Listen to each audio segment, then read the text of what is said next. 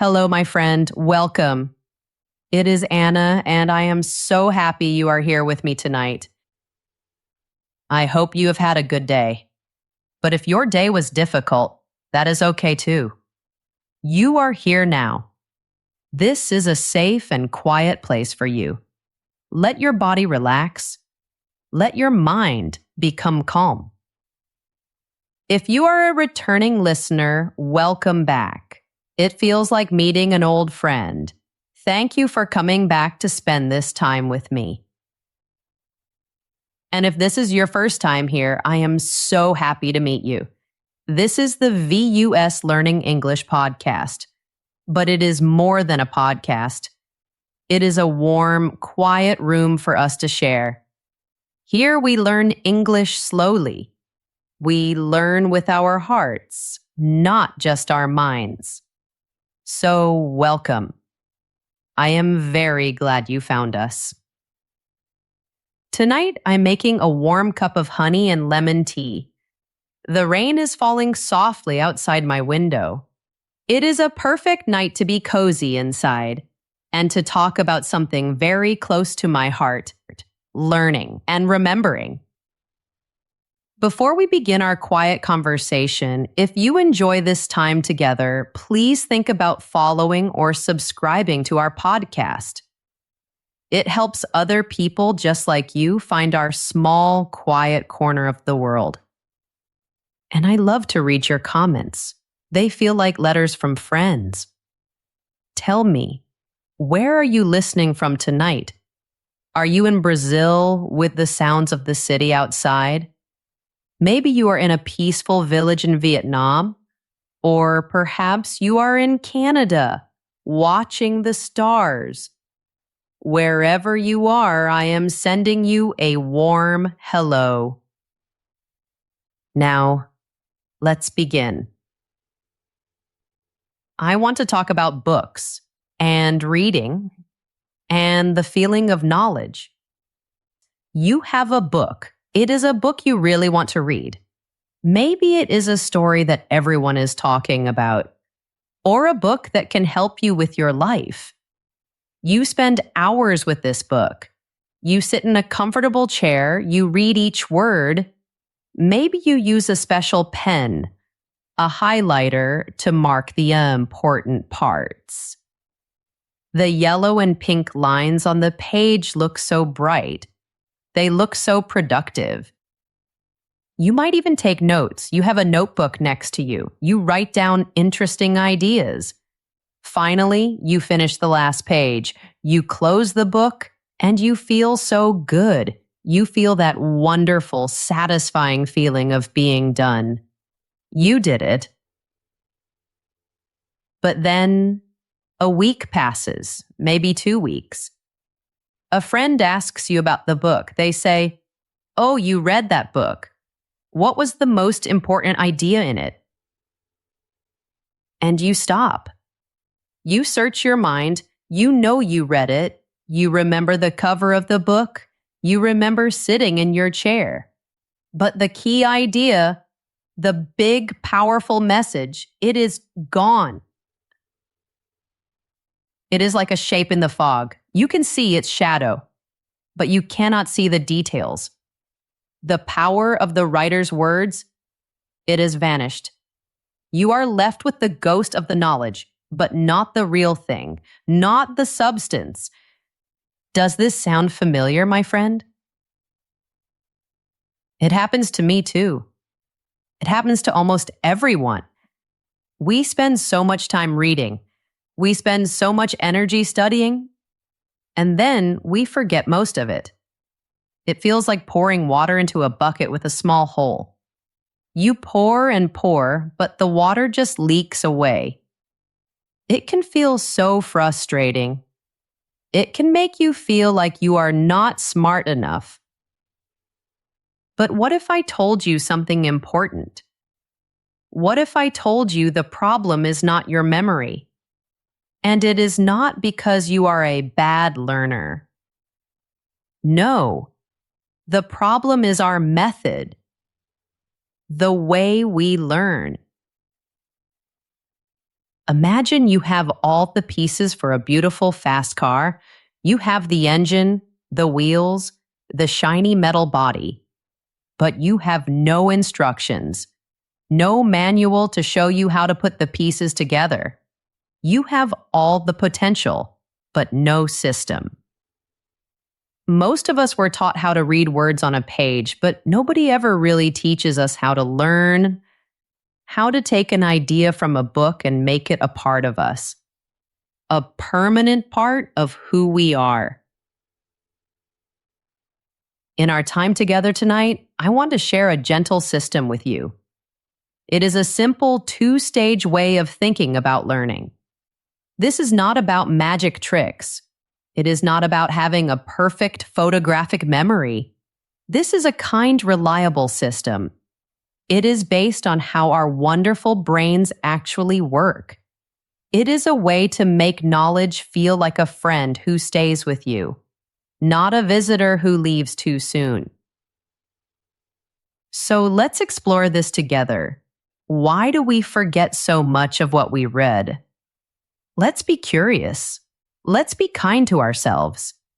And let's find a new way. The old way of learning, the way many of us learned in school, is often the problem. It is a quiet problem. We don't see it, but it is there. The methods we use are often passive. This means we are just receiving information. We are not actively working with it. Let's look at this old way together. Like detectives, let's find the clues. The first clue is something we all do. Rereading. You read a page in a book. You don't fully understand it. So what is the natural thing to do? You read it again, and maybe one more time. It feels like you are doing something good. It feels productive. The words on the page start to look friendly. They become familiar. You see them and you think, I know this word. I have seen this sentence before. But here is a gentle, important truth. Knowing the words is not the same as understanding the idea. Familiarity is not the same as understanding. When we only reread, our brain recognizes the pattern of the words. It is like hearing a song on the radio many times. You start to recognize the music. You can hum along. But do you know what the words mean? Do you understand the story the singer is telling? Maybe not, you just know the tune. Rereading can turn knowledge into a familiar song, but it does not turn it into a tool you can use. It does not make it a deep part of your mind. Psychologists have a name for this feeling. They call it an illusion of competence. An illusion is something that is not real. Competence is the ability to do something well. So it is a false feeling of being good at something. It is like looking at a map of a city many times. You see the street names. You see the shape of the river. It all looks very familiar. But does that mean you can walk through the city without getting lost? No. To really know the city, you have to walk its streets. You have to turn the corners. You have to experience it. Rereading is just looking at the map. It is not walking the city. Now let's talk about another old friend, the highlighter. That bright pen, yellow, pink, blue, green, it is the favorite tool of every student who wants to feel busy, who wants to feel like they are working hard. I remember when I was a student, I had so many highlighters. My books were beautiful. They were filled with bright colors. I would drag that fluorescent stripe across a sentence, and I would think, yes, this is important. I have captured it. But what was I really doing? Let's be honest with ourselves in a gentle way. Most of the time, highlighting is a form of delay. a kind of intellectual procrastination. We are not really thinking about the idea in that moment. We are just marking it. We are saying, this is for my future self to think about. But that future self, she is very busy. He is very tired. That future self rarely comes back to do the deep thinking. So you are left with a book that looks like a modern art project, full of beautiful, glowing lines. But if someone asks you to explain the main idea of a page, you might find it difficult. You cannot speak the core argument because you never truly engaged with it. You just painted it. These methods, rereading and highlighting, they feel good, but they often fail us. Why? Because they do not ask our brain to do one very important thing. They do not ask our brain to struggle, to work a little. Memory is not built when things are easy. That is a surprising truth. We think learning should be easy, but memory is like a muscle. A muscle gets stronger when it has to lift something, when it has to work. Your memory gets stronger when it has to retrieve information, when it has to pull an idea from inside your own mind, not just see it again on the page. This is not just a new idea. It is a very old and well-studied discovery about our minds. A long time ago, in the 1880s, there was a psychologist. His name was Hermann Ebbinghaus. He was a German man who was very, very curious about memory. At that time, people thought memory was like magic. It was a mystery. But Hermann Ebbinghaus believed it could be studied with science. So he did something very interesting. He used himself as the subject of his own experiment. He wanted to test pure memory. He did not want to use words that had meaning, because if you use a word like dog, your mind already has many connections to it. You think of your pet. You think of a park.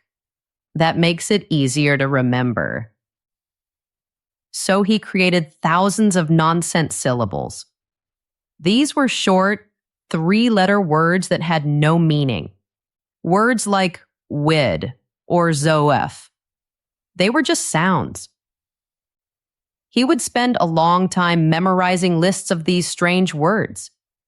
Then he would test himself. How many could he remember after 20 minutes? After an hour? After a day? And he discovered something amazing. A pattern. He discovered what we now call the forgetting curve. His research showed that we forget things very, very quickly. It showed a shocking pattern. Without any effort to remember, we forget a huge amount of new information almost immediately. In his original study, the forgetting was fastest in the first hour. After just one day, he had forgotten a very large part of the list. For many, many years, people have looked at this curve and felt bad. We have blamed our brains. We say, my brain is not good at remembering. I have a bad memory. But please listen to this. The forgetting curve is not your fault. It is not a personal failing. It is a feature of how our brains are designed to work. It is a natural process. Think about your brain for a moment. Your brain is amazing. Every second it receives so much information. The sounds around you, the feeling of the chair you are sitting on, the temperature of the air, the words I am speaking, everything. Your brain cannot keep everything. It would be too much. It would be like an email inbox that never deletes anything. Millions and millions of messages. You would never find the important ones. So your brain has a very smart automatic system. It tries to guess what is important, and it lets go of what is not. It is like a very efficient assistant. If you just look at something quickly, like reading a page passively, you are just glancing at the email. You are not starring it. You are not replying to it. You are not putting it in a special folder. So the system, your brain, thinks, this must be junk mail. This is not important. And to save space, to keep things clean and efficient, it sends the information to the trash. Your brain is just doing its job. It is protecting you from being overwhelmed.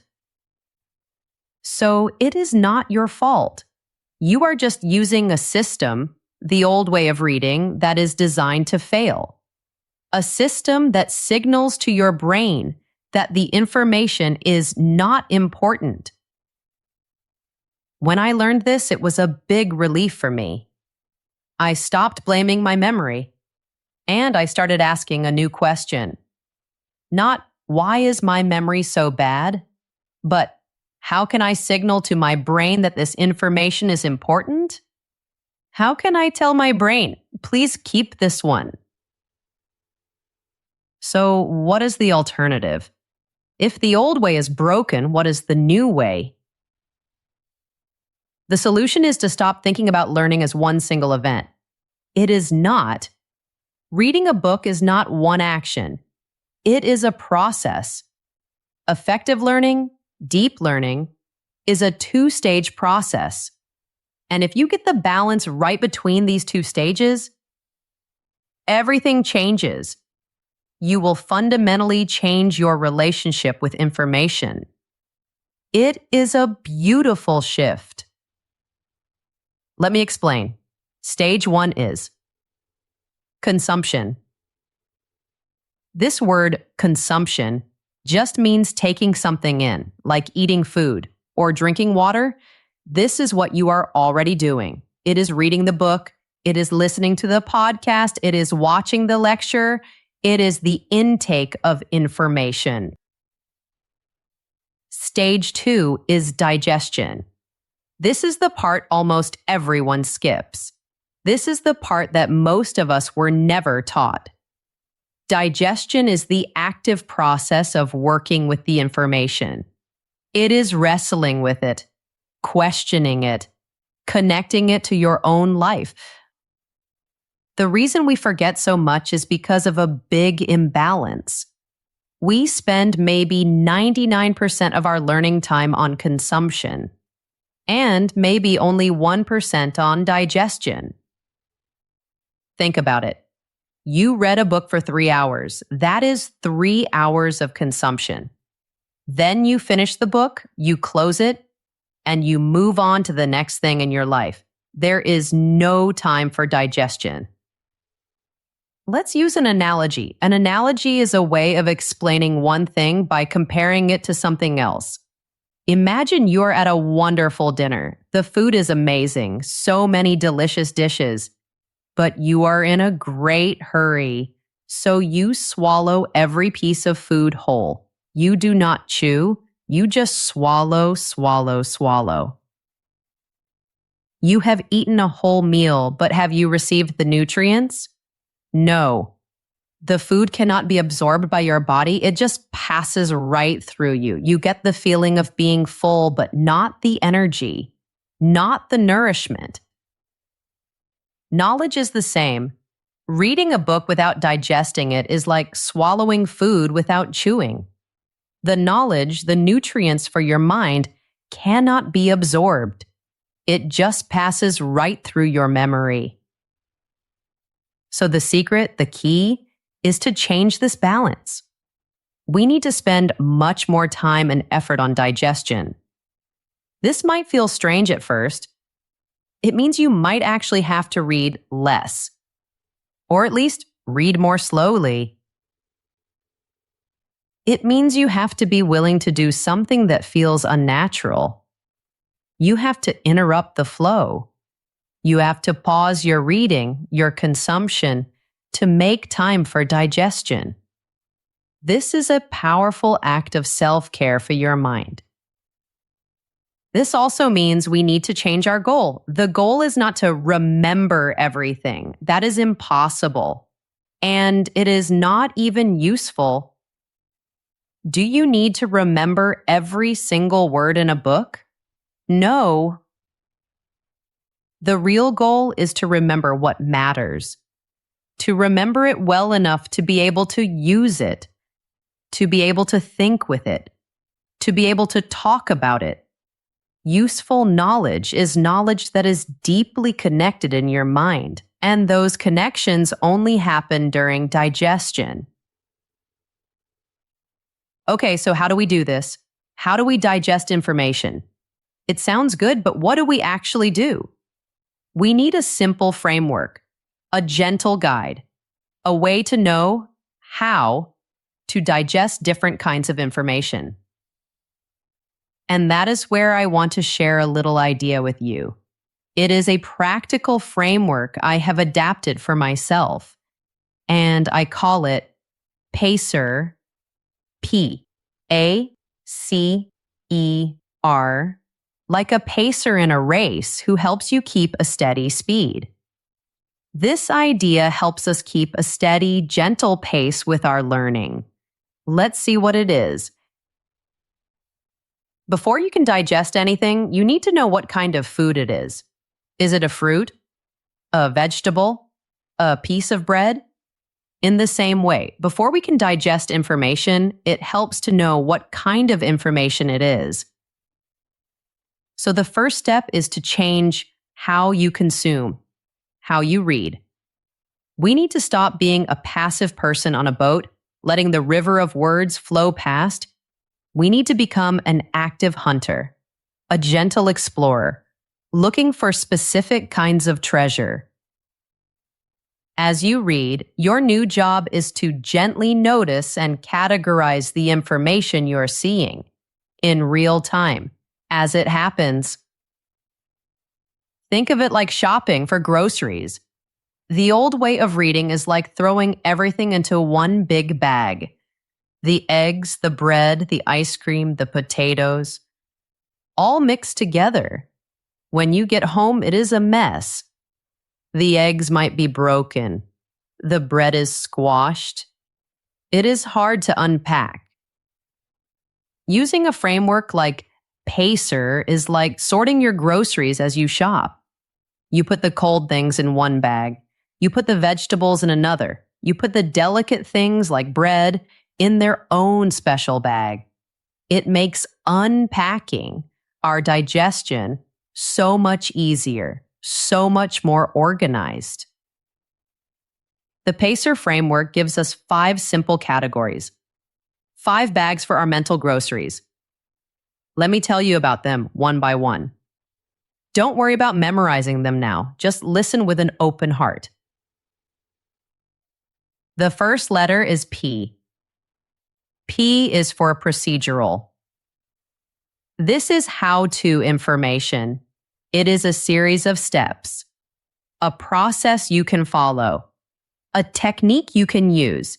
If the information answers the question, how do I do that? It is procedural, like a recipe for baking a cake, or instructions for building a small table, or a method for learning a new language.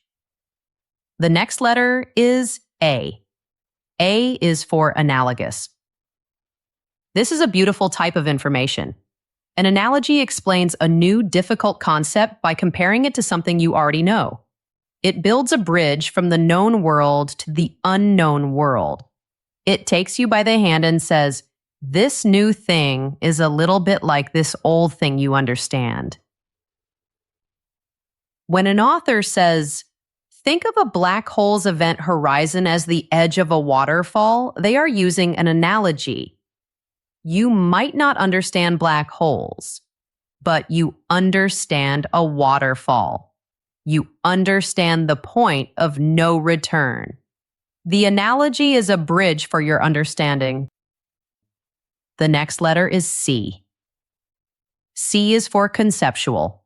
This is the big picture stuff. It is the why. It is the theories, the models, the mental frameworks that explain how the world works. If you are reading about the big ideas of science, like the theory of evolution, or the big ideas of economics, like supply and demand, that is conceptual information. It is the skeleton that holds everything else together. The next letter is E. E is for evidence.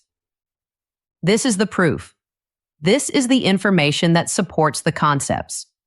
It is the facts, the numbers, the statistics, the case studies, and the examples. If a book says, the world is getting warmer, that is a concept. If it then says, ice core data shows that carbon dioxide levels are the highest in 800,000 years, and that is evidence. It is the proof for the big idea. And finally, the last letter is R. R is for reference. This is specific, concrete information. It is the kind of information that you often need to remember exactly. Names of people, important dates, formulas in mathematics, new vocabulary words in English. It is the kind of thing you might want to put on a flashcard to remember. It is a single, hard piece of data. So PACER, procedural, analogous, conceptual, evidence, and reference. These are our 5 bags for our groceries. Now, your job as a reader is just to notice. As you read a sentence or a paragraph, you can ask gently, what is this? This is a story, an example. It feels like evidence. Oh, this is a big idea about how people think. This is conceptual. This is telling me how to do something. This is procedural. But the most important part of this whole stage, the most important change you can make, is to learn to pause. The new way of learning is not about reading for hours and hours without stopping. That is the old way. The new way is to read for a short time, maybe 25 minutes, like a short walk, not a long marathon. And then you stop. The moment you find a really important idea, a core concept, a key procedure, a beautiful analogy, you must do something radical. You must stop consuming. You must close the book, and you must switch to stage 2. Digestion. The pause is the magic door. The pause is the gateway to real memory. Welcome, my friend, to stage 2. This is my favorite part. This is where the real magic happens. This is where we take the raw materials we gathered in stage 1, the groceries we carefully sorted, and we turn them into a delicious meal for our mind. We forge them into lasting knowledge. And here's the beautiful thing. For each type of information in our PACER framework, there is a perfect, optimal digestion method, a special way to chew each kind of food. So let's go through them again, but this time, let's learn how to digest each one. Let's start with P. P is for procedural. How-to information. The digestion method for procedural information is practice. This sounds so simple, but think about it. How many times have you read a book about how to be more productive, or how to have a difficult conversation, or how to cook a new dish? You read it, you understand it, but you never do it. You cannot learn how to do something just by reading about it. It is impossible.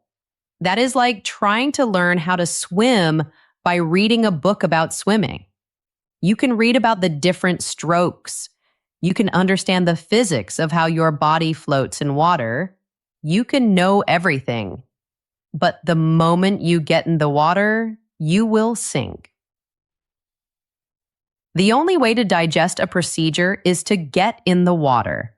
It is to practice.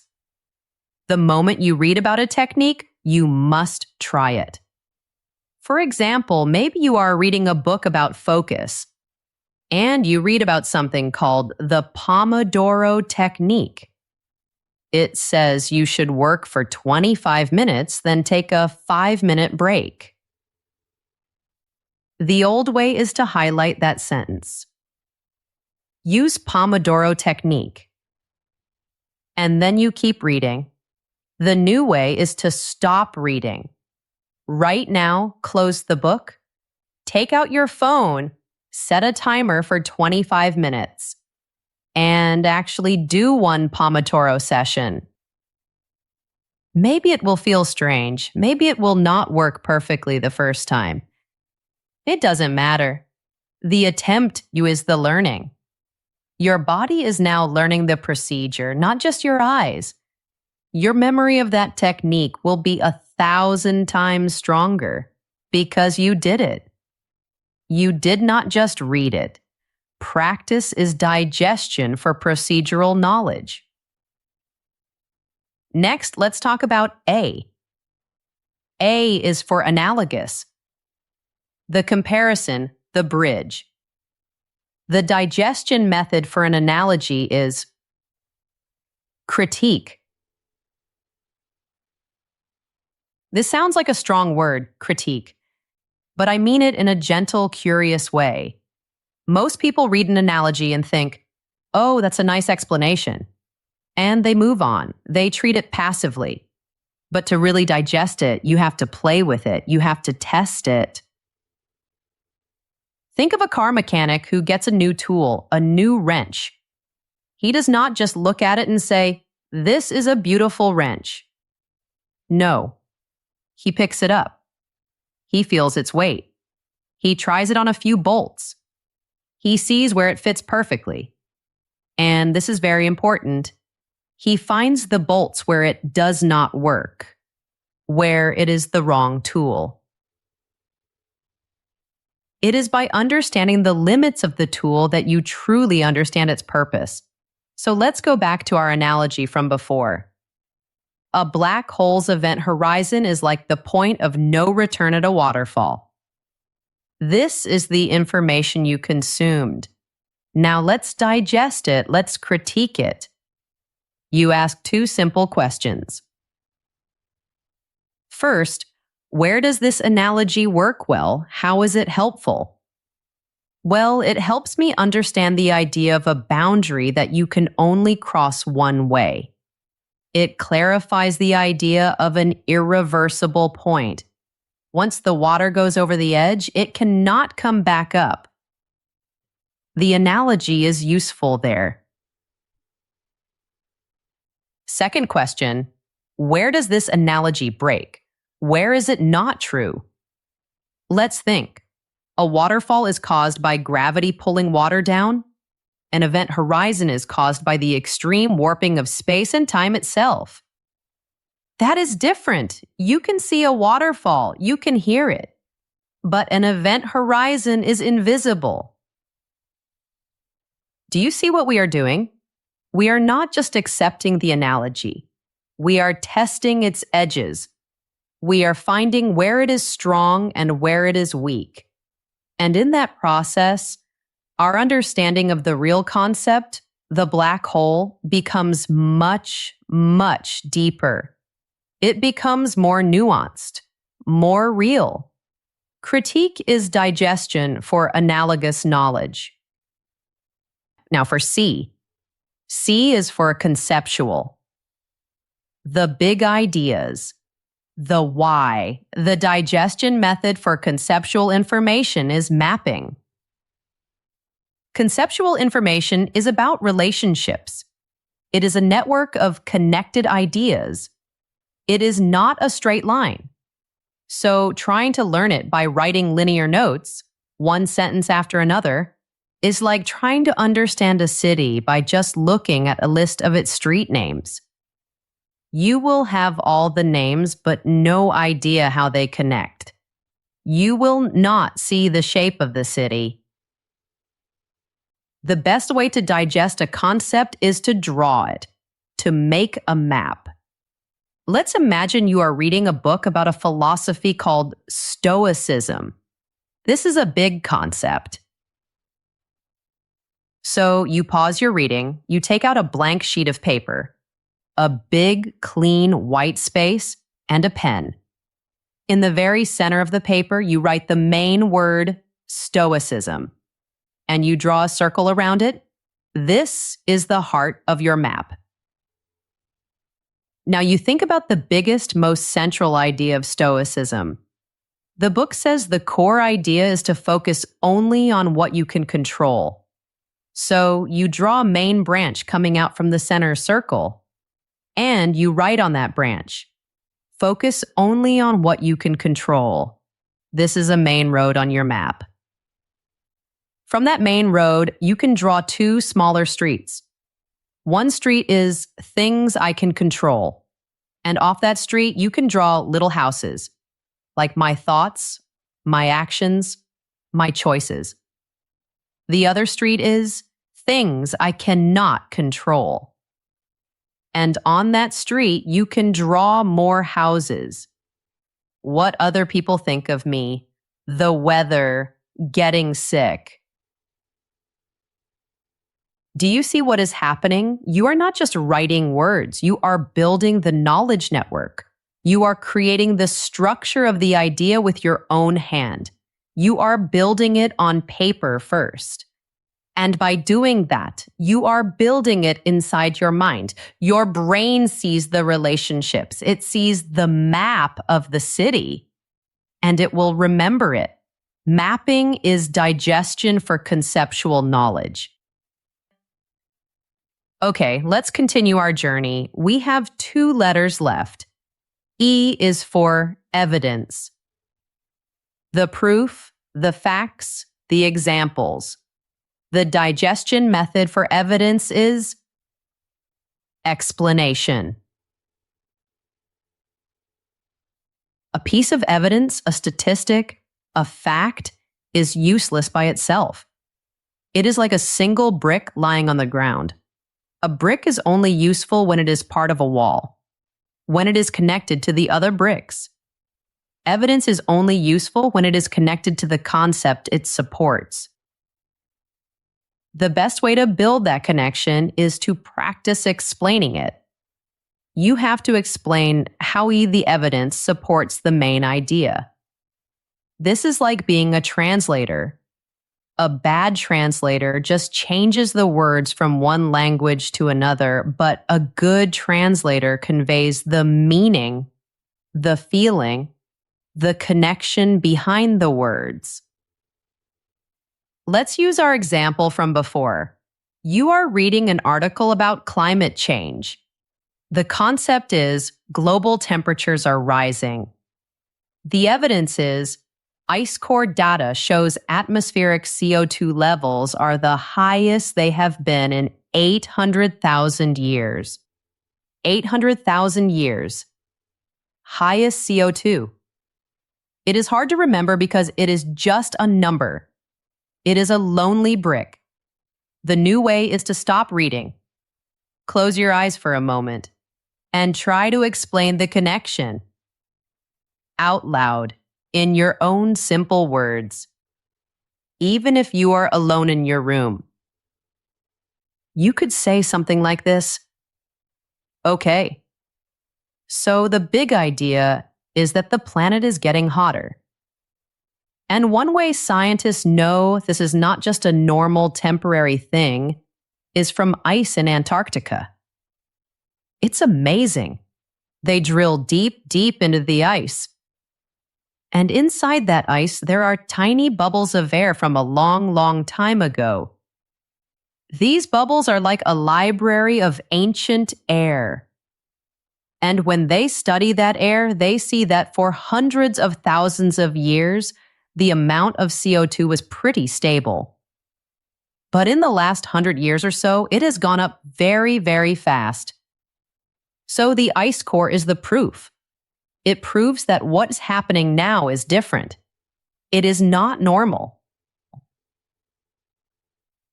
Do you feel the difference?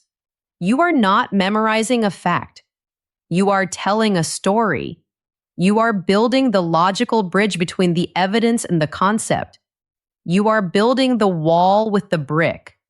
And when you do that, you will own that knowledge forever. Explanation is digestion for evidence. Finally, we have R. R is for reference. The specific data, names, dates, vocabulary words. The best digestion method for this kind of information is spaced repetition. Spaced repetition is a beautiful way to work with the forgetting curve, not against it. Remember Hermann Ebbinghaus and his discovery? We forget things very quickly if we don't review them. Spaced repetition is the art of reviewing information at the perfect moment, right when you are about to forget it. Think of it like taking care of a small, delicate plant. You don't just water it once and then walk away forever. It will die. You also don't water it every 10 minutes. That is too much. You will drown it. You have to water it again just as the soil is starting to get dry. That is the perfect moment to give it water. That watering makes its roots grow stronger. Spaced repetition is the same for your memory. You learn a new word in English. You review it a little while later, then you wait a longer time, maybe a day, and you review it again. Then you wait a few days and review it again. You review it at increasing intervals of time. Each time you pull that memory back just as it is about to fade away, you are sending a powerful signal to your brain. You are saying, hey, this one is important. Don't throw it away. And your brain listens. It says, okay, I will keep this one. I will build a stronger connection for it. The easiest way to do this is with flashcard apps on your phone or computer. There are many wonderful apps that do this automatically. They schedule the reviews for you. They show you the word or the fact at the perfect time to interrupt the forgetting curve. It is like having a little robot gardener for your memories. So that is the system. It is a dance in 2 parts, a gentle rhythm of learning. Stage 1, consumption. As you read, you are a curious explorer. You notice the different types of information. Is it procedural, analogous, conceptual, evidence, or reference? Stage 2, digestion. You pause your journey and you actively work with the information. You practice the procedures. You critique the analogies. You map the concepts. You explain the evidence. And you use spaced repetition for the references. Now, I want to say something very important. A crucial point. The real world is messy. And books are messy too. A writer will not organize a book perfectly for you with these labels. Often, a single paragraph can contain many types of information. It might start with a big idea, conceptual, then give a fact to support it, evidence, and end with a comparison to make it clear, analogous, all in 3 sentences. The skill you are building is like the skill of a great chef. A chef can taste a complex sauce, and they can say, I taste a little lemon for the acid. I taste butter for the richness. And I taste a little herb, maybe thyme. They can identify the different ingredients in the mix. You are learning to do the same with text.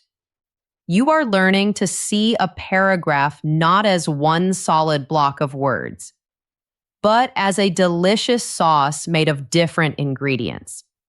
And each ingredient asks for a different action from you. It is a skill that grows with gentle practice. It is also very important to be kind to yourself, to manage your expectations. You might have heard stories of people with amazing, almost supernatural memories. There was a man named Kim Peek. He was the real person who inspired the character in the movie Rain Man. Kim's memory was truly extraordinary. He could read 2 pages of a book at the same time, one with each eye, and he remembered almost 98% of everything he ever read. His story is incredible, but his brain was physically different from most people's. He was born without the main connection between the 2 halves of his brain.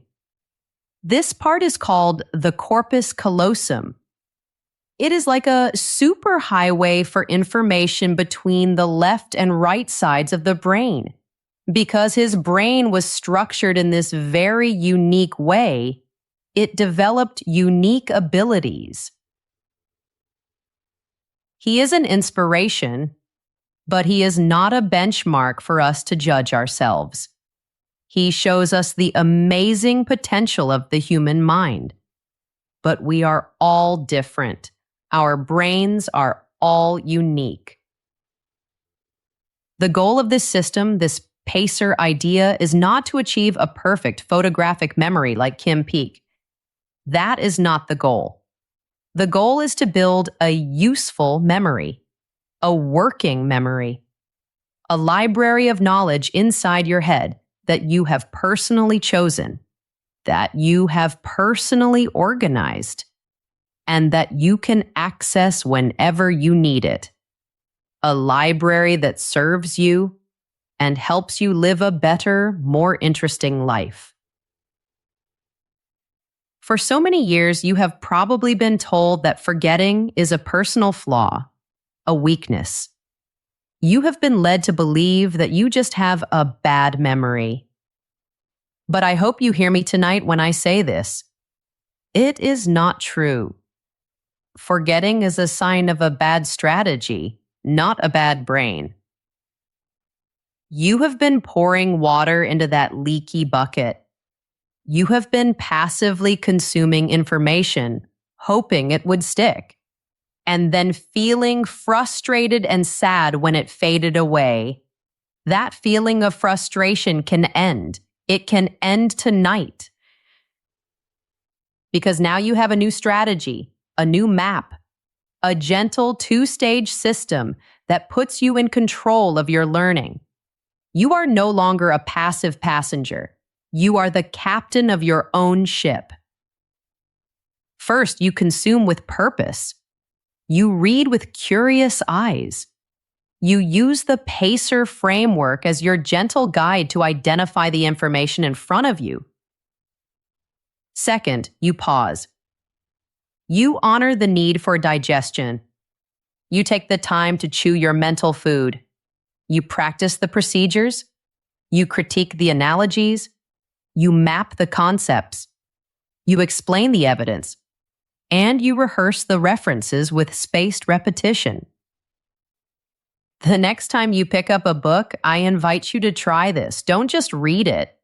Engage with it. Have a conversation with it. Argue with it gently.